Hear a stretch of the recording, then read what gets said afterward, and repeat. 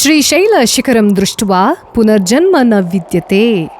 ಏನು ಹಂಗಂದ್ರೆ ಶ್ರೀಶೈಲಂ ಜ್ಯೋತಿರ್ಲಿಂಗ ಹಾಗೂ ಶಕ್ತಿಪೀಠ ಇದೆರಡನ್ನೂ ಒಂದೇ ದೇವಸ್ಥಾನದ ಆವರಣದಲ್ಲಿ ಒಳಗೊಂಡಿರೋ ಶಿವಶಕ್ತಿಯ ಸಂಗಮ. ಈ ದೇವಸ್ಥಾನದ ಗೋಪುರವನ್ನ ನಂದಿಯ ಕೋಡಿನ ಮೂಲಕ ನೋಡಿದ್ರೆ ಮೋಕ್ಷ ದೊರಕತ್ತೆ ಅನ್ನೋ ನಂಬಿಕೆ. ಶ್ರೀಶೈಲಂ ಮಲ್ಲಿಕಾರ್ಜುನ ಟೆಂಪಲ್ ಅನ್ನ ನೋಡಿದ್ದಾಯ್ತು. ಇಡೀ ದಿನ ಏನ್ ಮಾಡೋದು ಇಲ್ಲಿ ಅಂತ ಟೆನ್ಷನ್ ಅಲ್ಲಿ ಇದೀರಾ ಅಂತಂದ್ರೆ save this reel right now.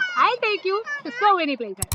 ಅಂದ ಹಾಗೆ ನಮ್ಮ ಮಲ್ಲಿಕಾರ್ಜುನಪ್ಪ ಹಾಗೂ ಭ್ರಮರಾಂಬ ಅಮ್ಮನವರ ದರ್ಶನ ಪಡ್ಕೊಳ್ಳೋಕೆ ಅವರ ಮಗನ ಪರ್ಮಿಷನ್ ಬೇಕು. ಸಾಕ್ಷಿ ಗಣಪತಿ ದೇವಸ್ಥಾನ. ಇಲ್ಲಿ ಕುಳಿತಿರುವಂತಹ ಮುದ್ದು ಗಣಪ ಬರೋ ಭಕ್ತರೆಲ್ಲರ ಹಾಜರಾತಿಯನ್ನು ಇಟ್ಕೊಂಡು ಮುಂದೆ ಕಳಿಸ್ತಾನೆ. ಗಣಪನ ಅಪ್ಪ ನಮ್ಮ ಶಿವಪ್ಪ ಇಲ್ಲಿ ಹಟಕೇಶ್ವರನಾಗಿ ಕುಳಿತಿದ್ದಾನೆ.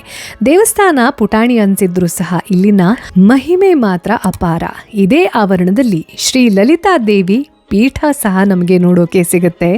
ಶಂಕರಾಚಾರ್ಯರು ತಮ್ಮ ಜೀವನದ ಬಹಳಷ್ಟು ಸಮಯವನ್ನು ಇಲ್ಲಿ ತಪಸ್ಸು ಮಾಡೋದ್ರ ಜೊತೆಗೆ ಯಾರು ಇವತ್ತಿಗೂ ಶ್ರೀ ಲಲಿತಾ ದೇವಿ ತ್ರಿಪುರ ಸುಂದರಿಯನ್ನು ಆರಾಧನೆ ಮಾಡ್ತಾರೆ, ಶ್ರೀವಿದ್ಯಾ ಉಪಾಸನೆಯನ್ನು ಮಾಡ್ತಾರೆ ಅಂಥವರಿಗೆ ಈ ಪೀಠ ಅತ್ಯಂತ ದೊಡ್ಡ ಆಧ್ಯಾತ್ಮಿಕ ಕೇಂದ್ರ.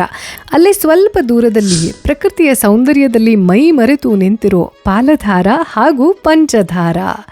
ಜಗದ್ಗುರು ಆದಿ ಶಂಕರಾಚಾರ್ಯರ ಶ್ರೀ ವಿದ್ಯಾತಂತ್ರದ ಮಾಸ್ಟರ್ ಪೀಸ್ ಅಂತ ಇವತ್ತಿಗೂ ಸಹ ನಾವೆಲ್ಲರೂ ಆರಾಧನೆ ಮಾಡೋ ಸೌಂದರ್ಯ ಲಹರಿಯ ರಚನೆಯಾದದ್ದು ಇದೇ ಸ್ಥಳದಲ್ಲಿ.